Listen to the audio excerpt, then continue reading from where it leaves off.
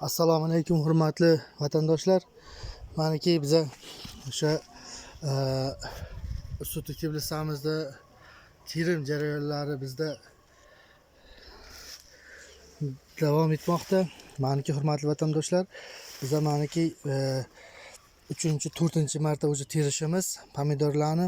Har terishda Xudoga shukr maniki sut ekiblissamizdan 200 kilo 250 kiloda pomidor terib olyapmiz. Hozircha maniki 4-terimni terdik.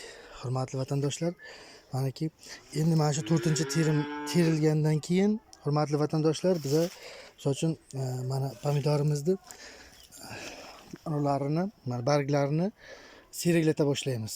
Maniki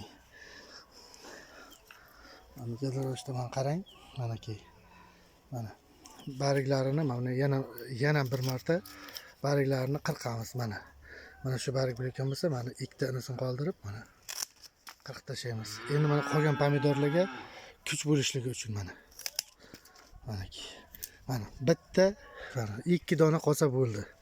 Maniki mana bu o'zi 4-marta, o'zi 4-terimda terilyapti. Mana qolgan pomidorlarimiz maniki keyin shamollab qizarib tezroq yiriklashadi.